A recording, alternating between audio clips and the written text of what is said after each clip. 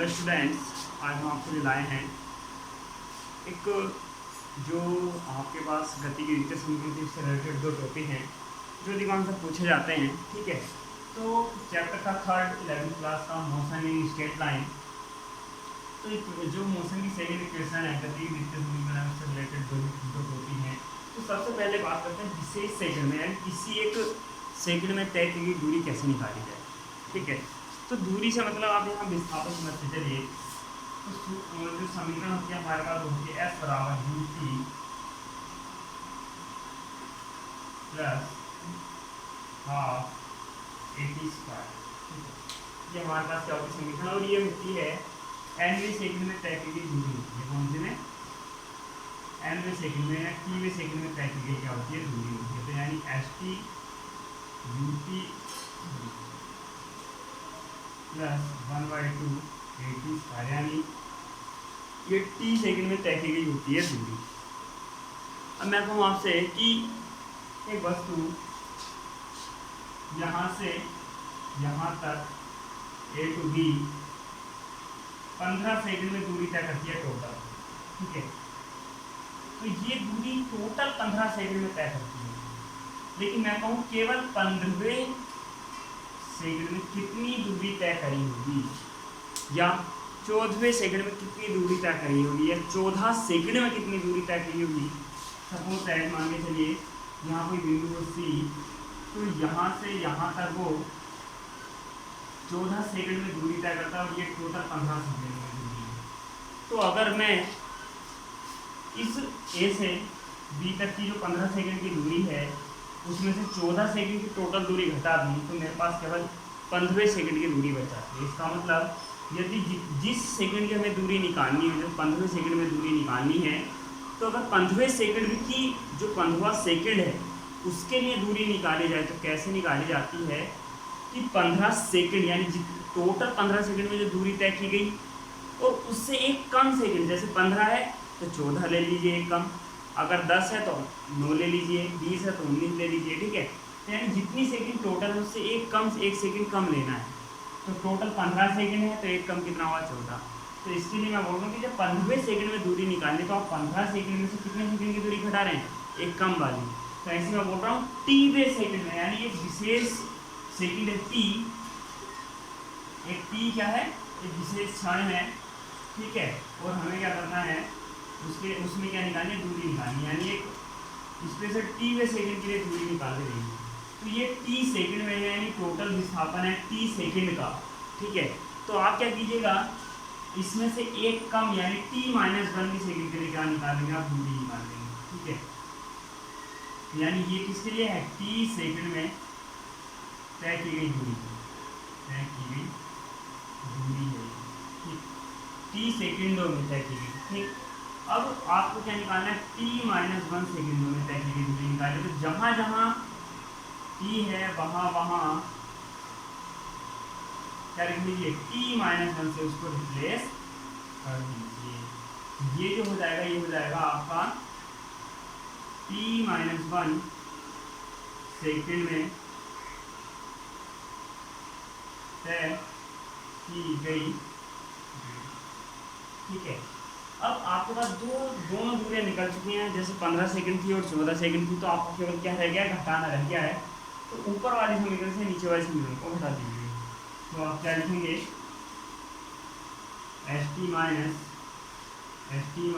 वाली इक्वेशन घटानी है, तो ये आपके पास आ जाएगी ut plus 1/2 A T square minus bracket में अंदर गुणा कर लीजिए इसमें ut माइनस यू प्लस 1/2 ए और टी स्क्वायर माइनस 1 t-1 का स्क्वायर ऐसे बाद में कर देंगे।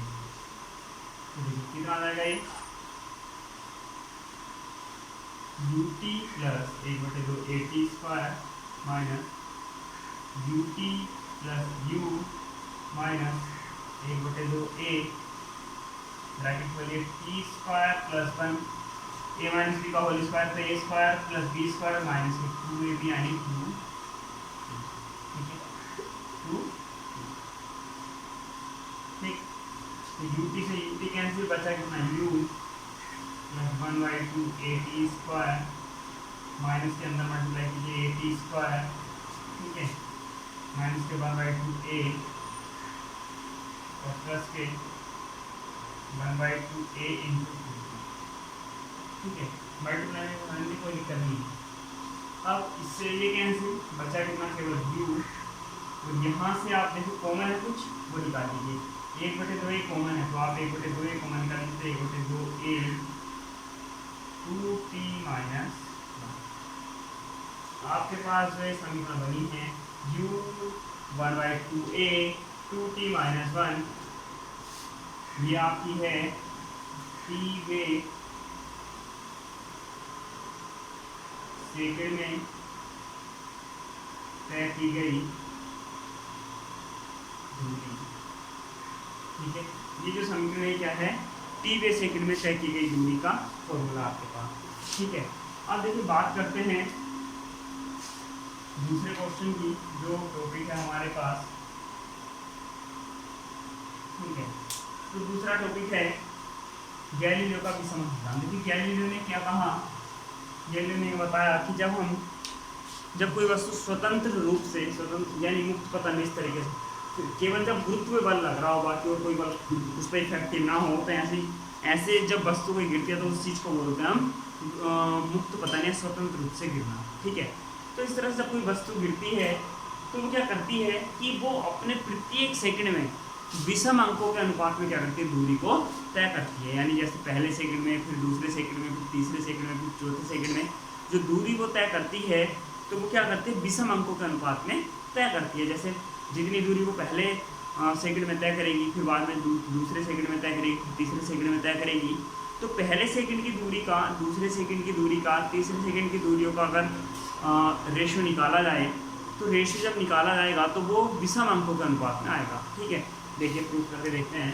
तो हमारे पास देखिए किसी भी एक विशेष सेकंड में तय की गई दूरी के लिए भी आपने फॉर्मूला प्रूफ किया है, ये जो लिखा हुआ है, तो आप इसको एस टी से ही डिनोट हम कर रहे हैं, ठीक है, एस टी से डिनोट हम कर रहे हैं। तो कितना लिखा हुआ है, u प्लस 1/2 a ब्रैकेट में 2t माइनस 1।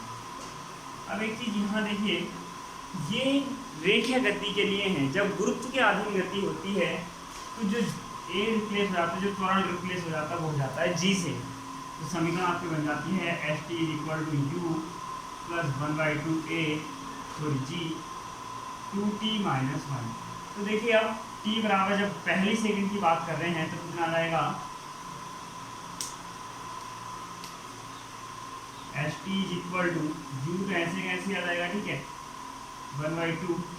अब एक चीज़ और यहाँ सोच के चलिए कि जब वस्तु यहाँ इस टाइम हमारे पास ग्राम अवस्था में है, जैसे हम इसको गिरना शुरू करेंगे तो इसका जो प्रारंभिक वेग होगा वो कितना होता है, 0 होता है।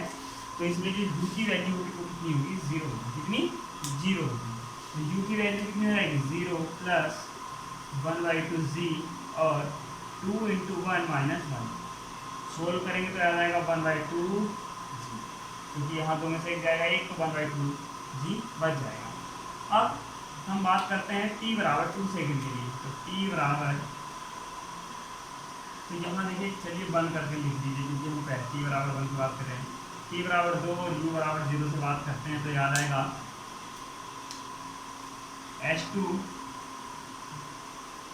0 प्लस 1/2 g और 2 × 2 माइनस 1। t की जगह केवल वैल्यू रिप्लेस कर रहे हैं, आ जाएगा वैल्यू कितना आ जाएगा, मान देखिए 4, यानी 2 2 4 में से गया 3, तो यानी 3 यहाँ बचा और ये बचा हुआ है, 3 × 1/2 ऐसे लिखा रहने दीजिए।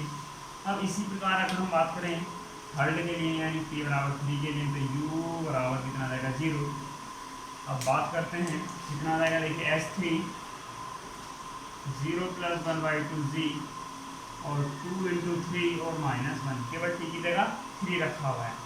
तो 2 3 6 में से गया 5 × 1/2। अब देखो क्या नहीं, मैंने क्या बोला था कि जब कोई वस्तु मुक्त पतन से गिरती है, मुक्त पतन करती है, तो उसमें क्या होता है कि वो वस्तु विषम अंकों के अनुपात में क्या करती है, अपनी सेकंडों की जो दूरियां होती हैं उनका जो अनुपात होता है वो विषम अंकों के अनुपात में होता है। यानी कोई वस्तु जब मुक्त रूप से गिरती है तो उसके द्वारा अपनी जो सेकंड होती हैं, पहली, दूसरी, तीसरी, इस तरह से उनमें जो तय की गई दूरी होती है वो क्या होती है, विषम अंकों के अनुपात में होती है। तो देखिए अगर हम अब रेशियो निकालते हैं S1 S2 S3 dot dot इसी तरीके से आगे, तो देखिए यहाँ क्या है, मैं अगर आपको रेशियो निकाल के दिखाऊँ तो रेशियो क्या होता है कि उसमें कोई चीज़ कॉमन ना हो। यहाँ गुणा में मैं 1 लिख सकता हूँ, ठीक है, यहाँ गुणा में 3 लिखा हुआ है, यहाँ गुणा में कितना लिखा हुआ 5। तो जो कॉमन चीज़ होती है वो रेशियो के टाइम हट जाती है, यानी अनुपात निकालते हुए हट जाती है। क्या बच गया वहाँ 1, यहाँ बच गया 3, यहाँ बच गया 5, फिर आगे 2 2 इसी तरीके से यहाँ बचता चला जाएगा। फिर अगर यहाँ 4 निकालेंगे तो 7 आ जाएगा, फिर 9, फिर इस तरह से आगे 11। तो ये है आपका गैलीलियो का विषम सिद्धांत। दोनों ही इम्पोर्टेंट टॉपिक हैं, 12 पूछ लिए जाते हैं। तो ध्यान रखिएगा कि इन चीज़ों को एक बार ध्यान से देख लीजिएगा, 2 नंबर या 3 नंबर में अधिकांश से पूछे जाते हैं। सो थैंक्स फॉर वॉचिंग, और लाइक और सब्सक्राइब का शेयर करना ना भूलिएगा।